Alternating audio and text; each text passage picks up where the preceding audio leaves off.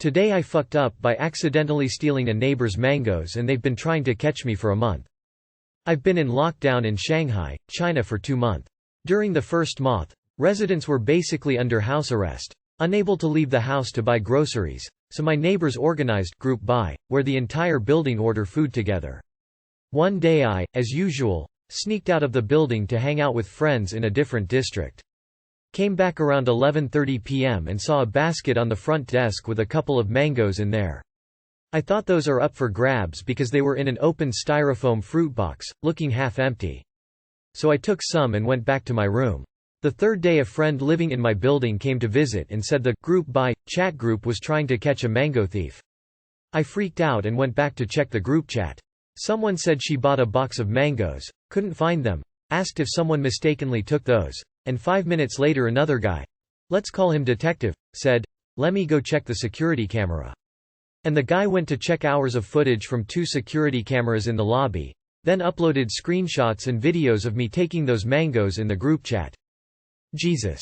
The good thing was, because I was sneaking out of the building, I tried to stay low by wearing a beanie, a gigantic mask, and an oversized jacket. The hallway was very dark anyways and even my mom wouldn't be able to tell that was me. The bad thing was, that made me look just like a thief. Also that was already day 3 and I kinda ate all the mangoes already. So the detective guy went back to check 5 hours of footage of the camera at the main entrance, from 6:30 p.m. to 11:30 p.m. Again, because I sneaked in, I was not shown on those footage. Then the detective guy and his neighbors, who were obviously bored to death, started speculating. They first thought I was male, because of the jacket and the beanie, then female, based on my shoulder, head ratio and the cut of my pants. Apparently, that I live in floor 1-3 on the west side. I don't, that I must had went back to the garage to grab something from my car before coming back to the building, since I was carrying a bag. I don't own a car and I needed a bag to carry my PS4 controller and some games to the friend's house. That I must be an experienced thief because I went straight to the pile of mangoes and started putting them into my bag. For fuck's sake, I did not know those were private property? Anyways, in the past month I tried to buy some mangoes to give back to the neighbor, but my order kept getting cancelled so I haven't succeeded. I went back to check the price of the entire box and it was around $10. Last night, it has been a month since the mango snafu. I got invited to one of the neighbor's house for dinner. We drank and talked about random things until the detective guy showed up. He quickly started reviewing the mango case all over again, including the fact that he recently went back to the crime scene to reproduce my route. So there I was, the mango thief, sitting next to the enthusiastic amateur mango detective, his next-door neighbor who just didn't want to hear one more word about mango, my next-door neighbor who's a policewoman and an expert in theft cases, and the host who had no idea what was going on. Too long did not read.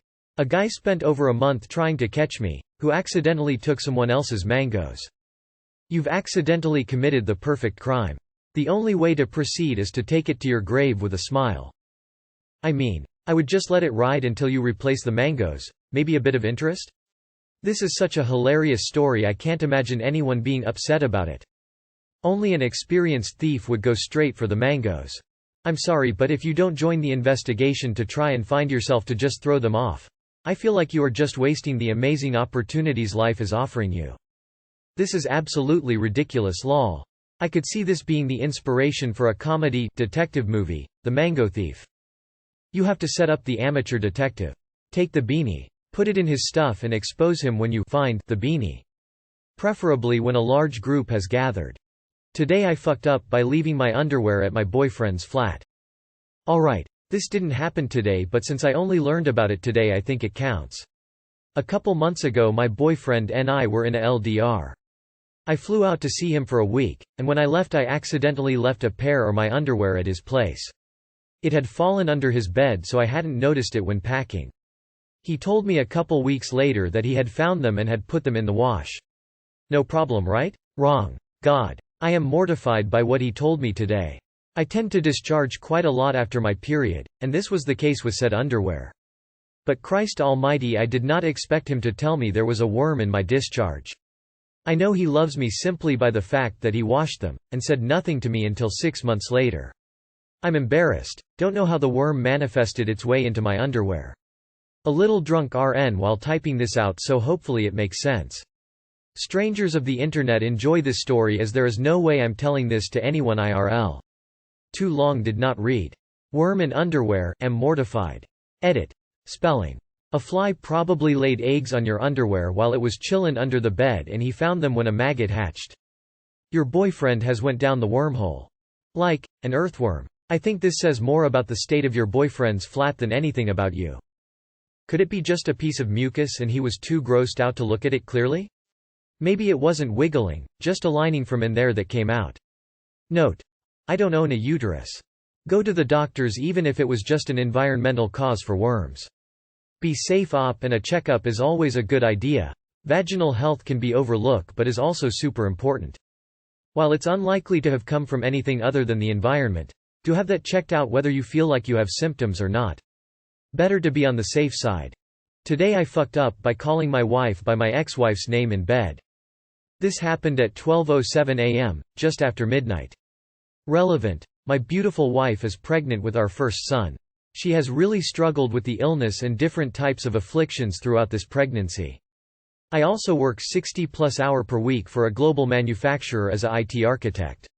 I am doing everything in the home so as to take the stress off of my dear wife. TIFU. I had a late night at work. I got home later than planned because of traffic. I made dinner for us, cleaned the house a bit, prepped for tomorrow's work, and got into bed around 11:45. Throughout all of this my beautiful wife was up and smiling. We joked and acted silly as we went through the evening. It has been really rare for her to be active and happy. She has struggled with depression before pregnancy and now has health issues too. This evening was probably one of the best evenings we have had since our trip to Istanbul in 2021. While laying in bed, just after midnight, and talking about the pregnancy, I told her that from behind she doesn't look pregnant. The problem is that I called her by my ex-wife's name too. The compliment was carried on the edge of a blade. Both of their names have the same ending. The names are close enough that I rarely use her name and call her honey or cutie. This is so that I can protect myself from making this exact mistake. At first she played it off as a joke, then she got quiet for about 5 minutes, and then she said that it is stuck in her brain. That is the last thing she has said to me. I apologized profusely and then waited for her anger. It never came. It usually comes and we fight, about whatever, and then life returns to the miserable existence it was before.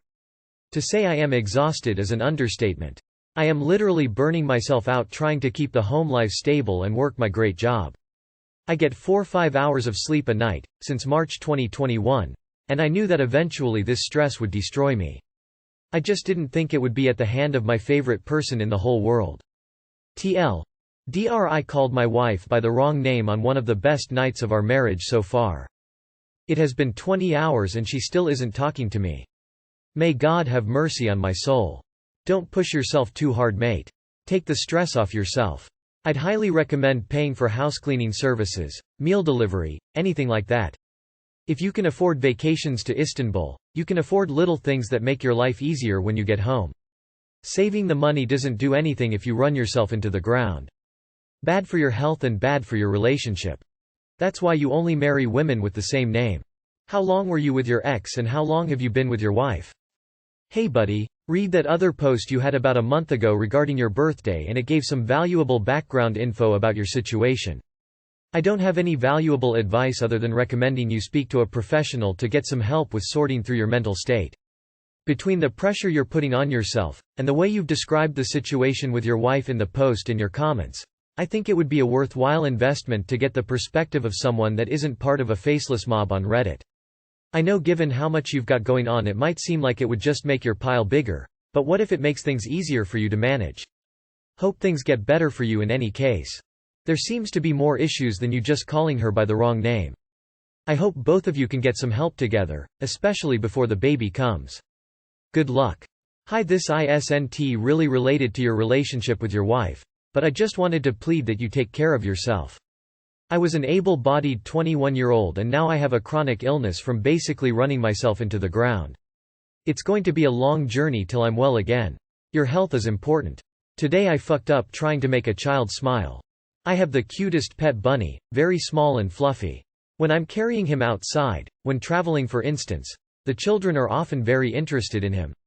I have taken the habit of turning his carrying bag towards children when they pass by, so that they can see him. Their reactions are always so cute. Last day I was coming home with the bunny and I see this child passing by. She was a bit ahead of me, so I call her, "Hey, psst, wanna see something?" and proceed to show her the bunny. The child turns around, and it wasn't a child, but a middle-aged woman suffering from dwarfism. She gave me the most judgmental look ever and walk away. I felt terrible, and ran away. Too long did not read. Mistook a little person for a child when trying to be cute. Picture of the bunny for good measure. Fuck. I'm a relatively tall male, and I'd be thrilled to get a pissed, check out my bunny, so long as there was no innuendo involved. You can always show me your bunny, I won't ever judge you. He's adorable. You made an honest mistake. There was an unreasonable number of times when I was a teenager working at Sonic that I thought someone's child in their car was a dog. I was the resident dog lover, and would immediately make beelines to any cars with them to offer treats. Caught myself every time, but still. The brain auto-fills a lot of the information it sees. You were just trying to spread some cheer. I was walking home late one night. And a car pulled up very slowly next to me.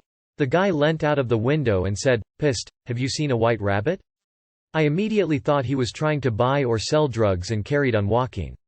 I then hear him laughing. He obviously realized how it sounded and then told me his daughter's rabbit had escaped. 2 days later, I walked past his house and saw his daughter playing with a white rabbit. I am unsure if it was the rabbit in question. I'm an adult and it would make my month if someone showed me their bunny, like an actual rabbit, not some weird sex thing. Well, you might not want to speak to little girls like this. If a grown man told my daughter, "Psst, wanna see something," I might react badly before seeing the rabbit.